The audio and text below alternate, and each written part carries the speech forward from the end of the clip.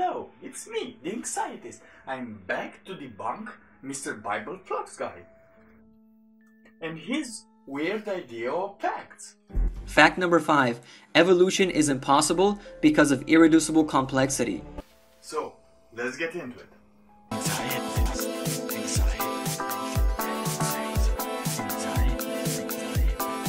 No, evolution is not impossible because of irreducible complexity. To make it sound like a fact, evolution would be impossible if irreducible complexity would be proven to be true, which is not.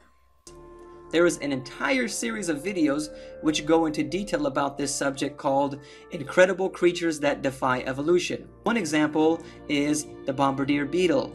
Well, I better get into it because your rambling is very boring. More boring than mine. Now let's go, trusty sister.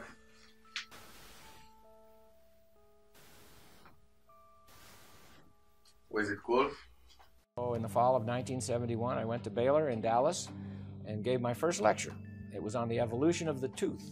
And I talked about how these fish scales gradually migrated into the mouth and became teeth. And so you understand gradual evolution, yes? a couple of my students came to me after class that day and said, Dr. Martin, have you ever investigated the claims of creation science? Well, that was 1971. I'd never even heard of it. And so I'm thinking to myself, so you were thinking to yourself, what could possibly creation science be? And why haven't I heard about this? I'm thinking to myself, where are these guys coming from? Where are these guys coming from? Did you not understood them? Were they speaking weird?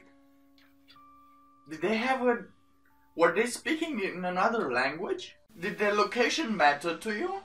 Naughty professor, are you grading your students based on their location?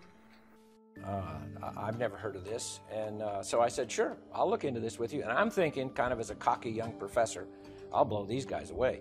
Hey, professor, why were you thinking in a cocky way? That you would blow them away? You don't even know what they're talking about. You never heard of it before, remember? Well, they asked me to start studying the assumptions that the evolutionists make. And in all my years, 8 years of scientific education, I had never had... Hey, professor! Should I not be concerned by the way you read? In that style of reading, you might not get some things right. 8 years of scientific education, I had never had a single professor tell me about an assumption. Everybody makes assumption, professor. Why would somebody need to tell you that? That's a known fact. Everybody makes assumptions. Some assumptions are bad, some assumptions are correct. Assumptions that are correct and are proven to be correct become theories, become laws, become facts, and other things. And so we started looking at the assumptions, and I began to realize they're making some claims here that really the assumptions aren't valid. I'm gonna need some citation here, professor, because I wanna act cocky. I wanna be cocky and blow you away as a cocky kid, but I cannot, for I don't know what you're talking about. I'm gonna blow you away. I can't. And then they asked me to start studying some animals and see if I thought that animal could evolve. Red flag there when they ask an evolution professor if you think that could evolve. They should have asked you how it could evolve, if they were interested in your opinion. Well, the first thing that we really studied together was this little bug called a Bombardier beetle. And this little insect is about a ½ inch long, and it mixes chemicals that explode. Great job, nature. Great job on that Bombardier beetle. That's an awesome bug. So I began to think, okay, now how would that evolve? Let's say if evolution is true, and you're evolving along here, and you don't have a defense mechanism, because that is the defense mechanism of the bug. So if evolution is true, it had to somehow evolve that. So let's say it's coming along here. Well, the first time it evolves the explosion. How? How? What? No, you are incorrect in everything you said, almost. Probably. How? I'm really losing my English skills. How do you get from no defense mechanism to explosion as first defense mechanism? Have you studied it a little? Do you think that was the first thing that it evolved? What kind of evolution of the tooth have you studied? It took 500 million years with gradual change. Let me tell you one step you forgot. The wings. That was the main defense mechanism. The wings fly away. What does it do to the bug? Boom, you just splattered your bug, okay? So splattered bug pieces don't evolve. Of course they would explode, Professor. If I was born from the beetles with no defense mechanism, and I had a bomb inside me that nobody knew about, and I didn't know about, of course I would explode the first time I tried to fart. How do you get this? Where do you get this from? So I thought, how could this have happened? Well, it doesn't blow itself up.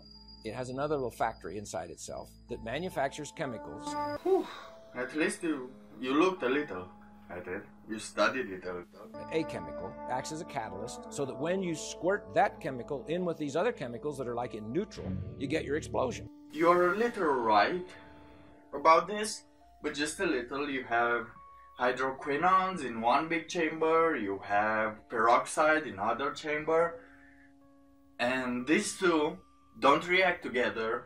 They need another chemical that is found in the small chamber that's called the reaction chamber that acts like a catalyst, and there the magic happens. The scientifically explained magic happens.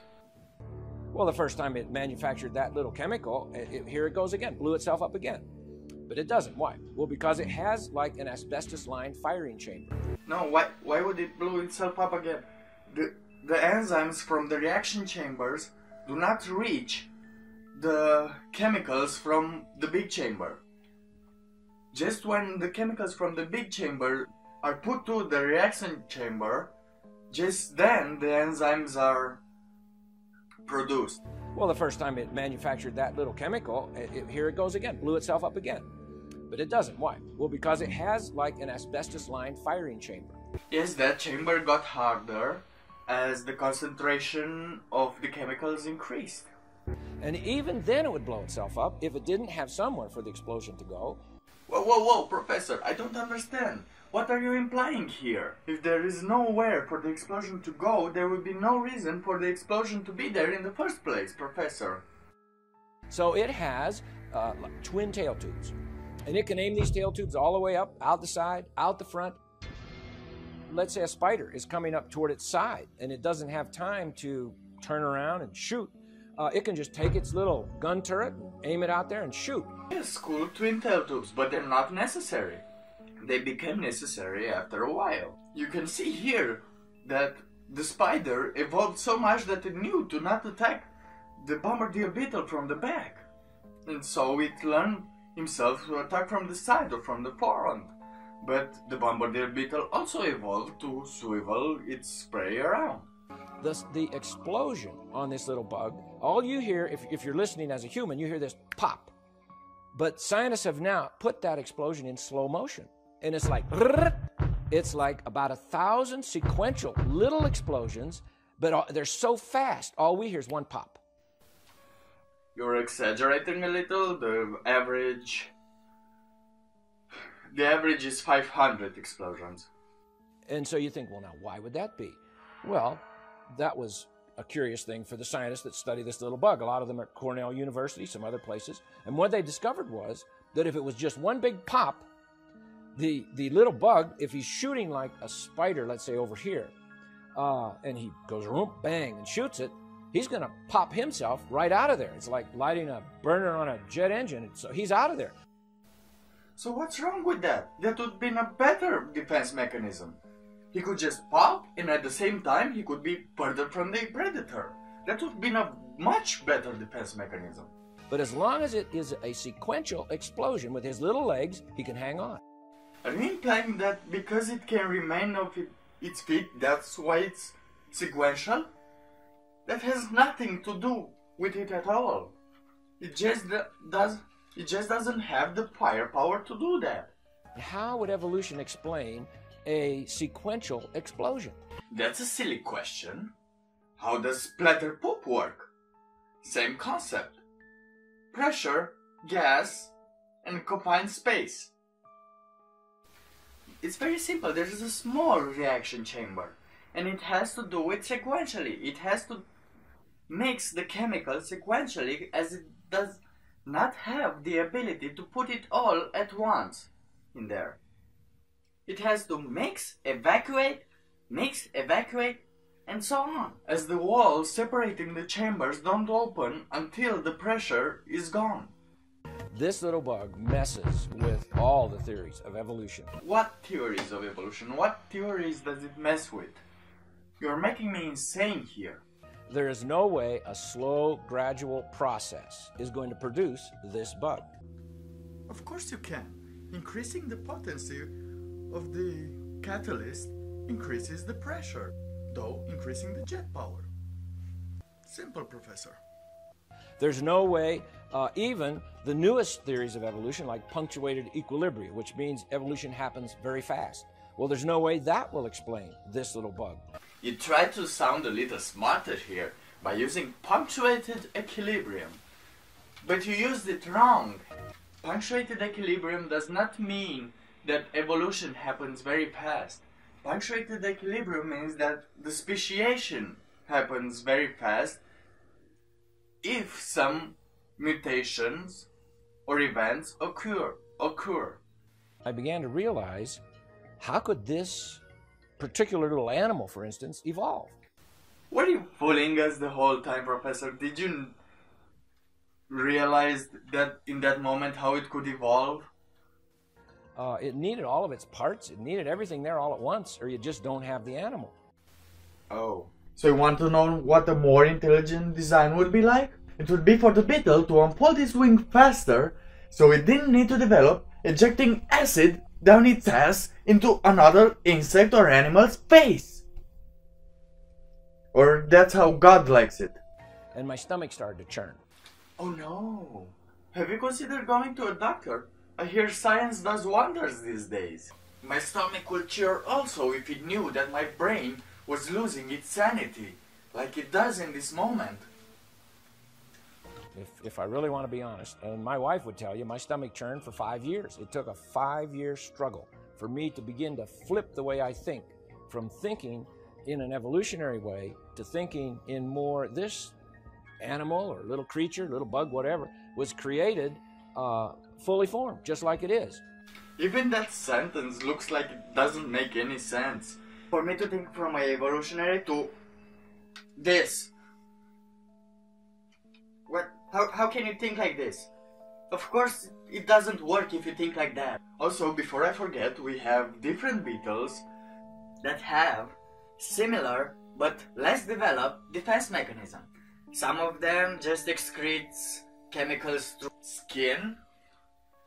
Some of them just excrete a foam around them. Some of them have high pressure jets. So, I'm back, Mr. Bible Flux guy. I debunked his claims, which you based your claims on, so I debunked section you both. And that's all. See you next time. So, that was it for today, folks. I hope you enjoyed my video. Subscribe, like, do some stuff with it. And you want to know in more detail, I have links down below. Link down below.